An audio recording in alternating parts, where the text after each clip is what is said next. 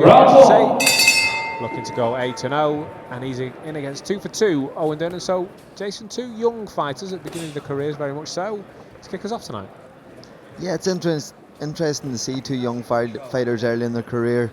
You know, one undefeated, one with same wins as same loss. So there's no real journeyman in these early fights, and it's going to be very interesting. I think this is twice in 2 weekends in a row now we've had an Omen fighting on the card. Yes, well and spotted. it's going to be very interesting to see, is this one going to be as big a talent as the last Omen? Well, Mikey Talon last week was the other Omen who kicked us off here in Bolton, and what a fight that was to get the night underway. We take half the fight of that this week as we got underway. A little cautious start, certainly not the same opening phase that we saw last week, as Robert Lloyd-Taylor Jr. takes the centre of the ring and just happy to take his time.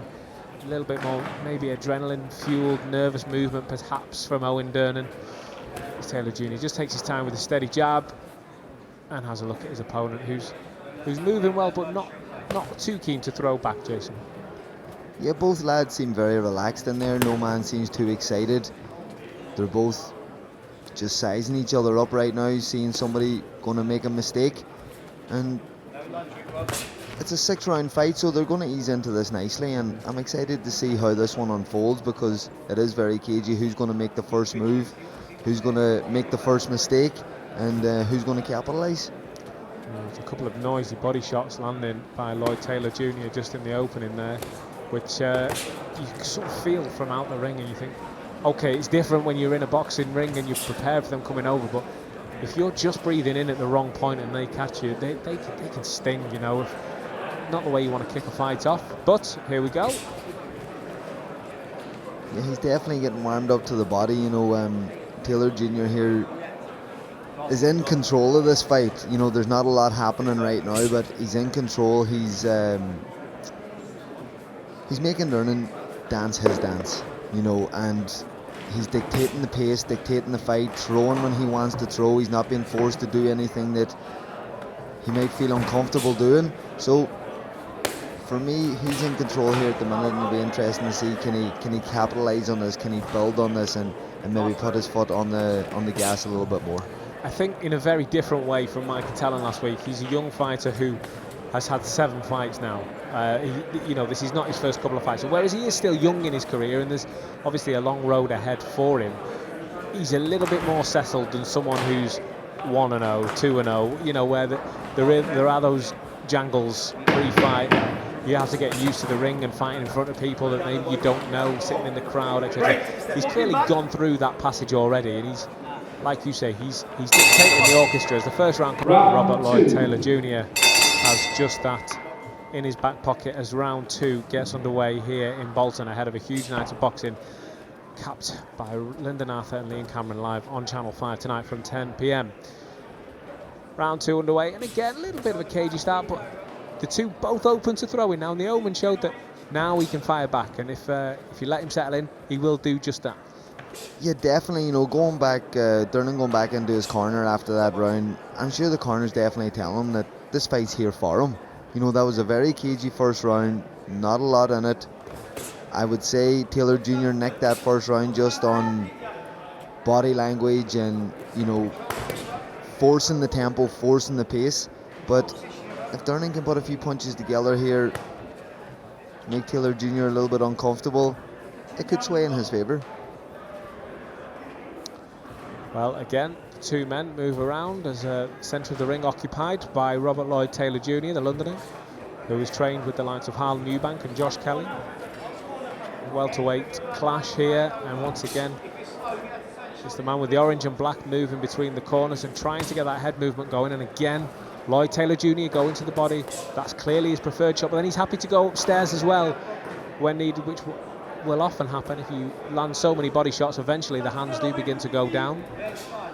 It's a good solid jab, good foot movement. He's in and out at the right times, Jason. I don't know how you're reading this, but I'm leaning towards, again, picking up where the first ended, really. One of the key things in this fight for people watching in this is Durnan is reactive to what Taylor Jr. is doing. And that is not a good place to be in. Correct. You know, Taylor Jr. is dictating everything, whereas Durnan isn't actually fighting his fight. He's fighting the fight that Taylor Jr. is putting across to him. And that's when you gain control of a fight. That's when you're in control and the fight's going in your way. You don't want to be a reactive fighter. You certainly don't. And oh, beautiful backhand. Kind of like a backhand hook there by Taylor Jr. He's just looks to be teeing everything up nicely here, and the shots are starting to come a little bit more now. Great vicious right hand there, as Jason rightly says, followed up with a couple more. He is quite keen to let that right hand go, which is nice though, because it's very well timed. He just pours out the jab, and when it does land, he'll just step back and try and tee up that big right. It lands mainly to the body, but there was a moment for him a second ago where it landed upstairs as well. Taylor Jr.'s got a very good, sharp lead hook, you know, and it works well against Durnan coming in as a southpaw. As soon as he throws that jab, Taylor Jr. just takes that little step back and fires that sharp hook in, and it's caught Durnan a few times now, and and taking Durnan out in the last maybe 5th or 6th round. I think last week, Jason, we were talking about how you were saying you'd like more rounds as a younger fighter. Well, Robert Lloyd-Taylor Jr. is 7 fights, 7 wins. 1 of them has come by stoppage. So quick maths tells me, you know, 6 of those fights have gone the distance. Those are the rounds that you are looking for, I assume. And it's nice to have knockouts on the record. Completely appreciate that.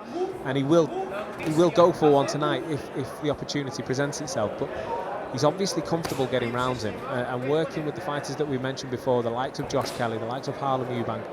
You know, he's training with people who have done the circuits, who know exactly how to operate, you know, on some of the biggest stages. I'm saying here, good little trade-off here. Durnan showing that he can deliver as well. Lloyd-Taylor's got to get back control of that fight. He's now on the outside, moving around.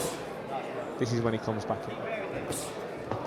One thing about in a fight as well, you know, if things are going too comfortably for you, if you're in control too much, you know, sometimes a fighter can switch off a little bit, and I hope we don't see this here from Lloyd-Taylor Jr. now, because he's got all the capabilities here to put the pressure on, to really go through the gears here, up the levels, and take Durnan out. Yeah. And we would love to see that, you know, and from him as a progression phase of his professional career. But let's see how this goes. I'll tell you one thing that is interesting to see is Robert Lloyd-Taylor Jr.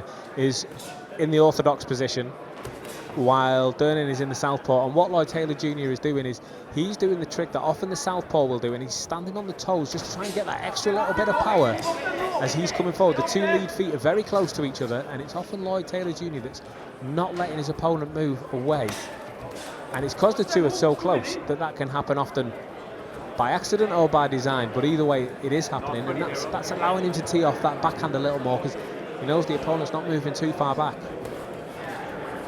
And once you can feel your opponent's toe under your toe, or whatever way it works, you know you're in distance, and you know that's a trigger right away just to let your punches go.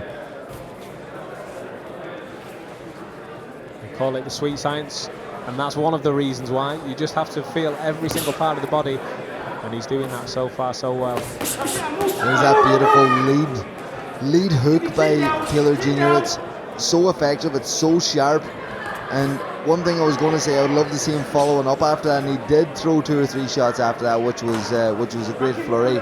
They will come, they will land. It's just about being patient and biding your time until it happens.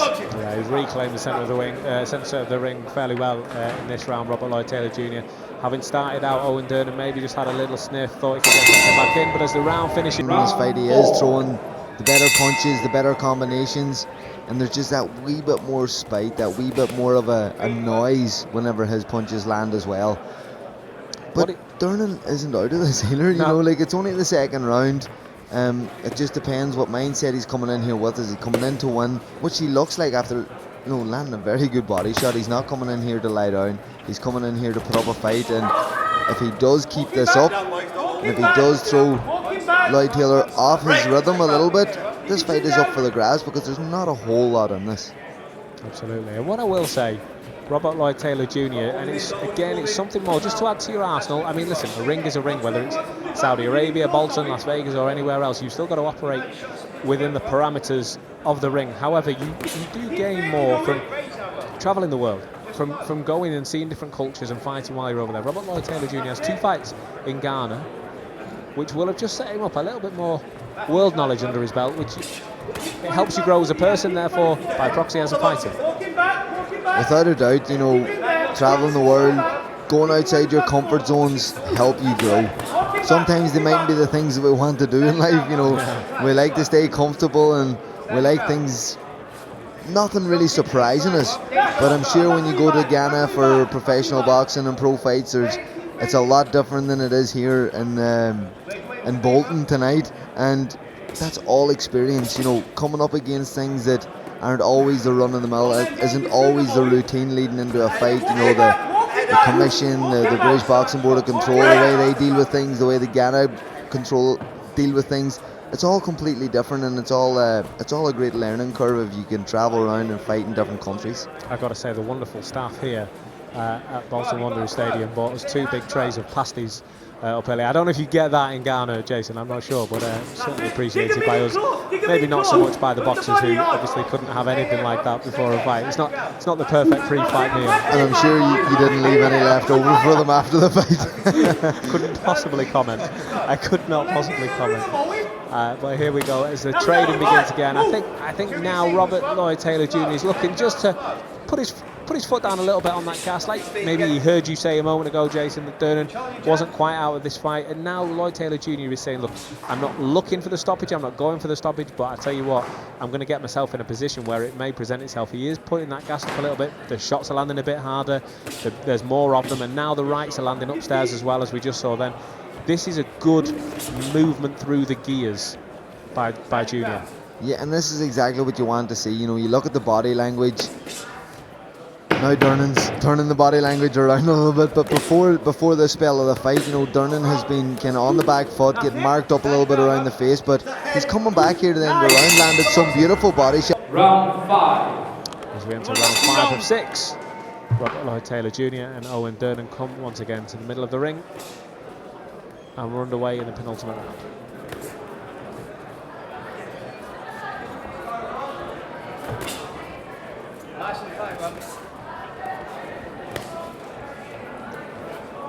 It's almost like a little competition.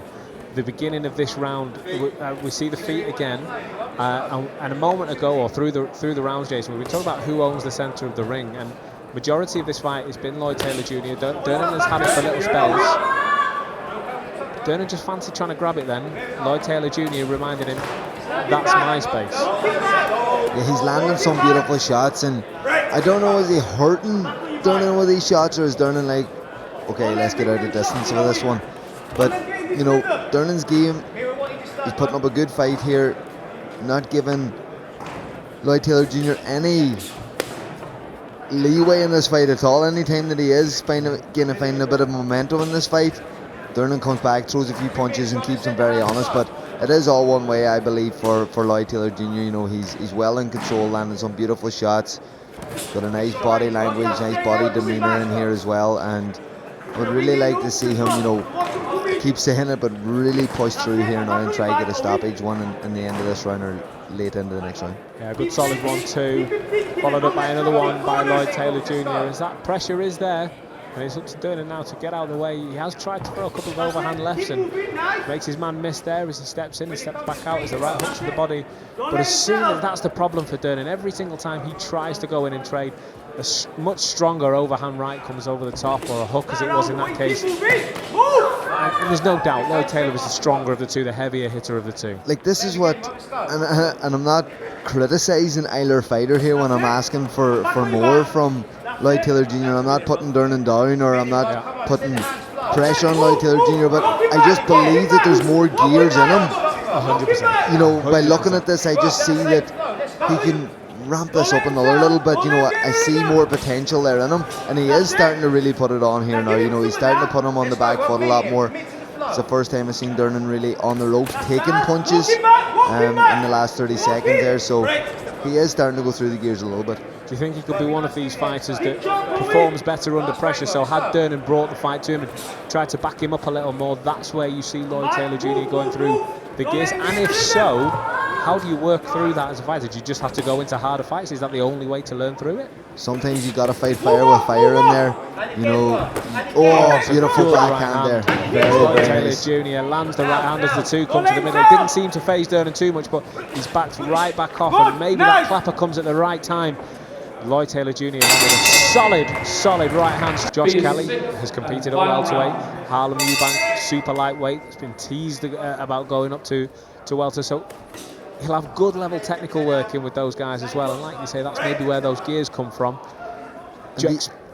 And even just being in the gym with these guys, yeah, of course. You know, just being in the environment with them, training alongside them, and I'm sure he has got the opportunity to get into the ring and learn from them. You know, that is massive for any young fighter in their professional journey. It's just to be around high quality, hard working fighters, and we can see this from him. You know, we can see the cool, calm demeanour. We can see a confidence, an air of confidence about Taylor Jr. and you know, I'm very impressed with him. Yeah.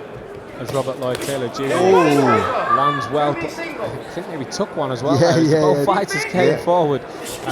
They're both looking to leave it all in there, and I think this is now Lloyd-Taylor Jr. looking for that finish. Maybe if he can go up another gear. I don't doubt what Jason says. There are more gears within this fighter, of course, but he's going up and he's wobbling his man slightly there. The uppercuts and the hooks and the land and the combinations are now getting through, and if Taylor Jr.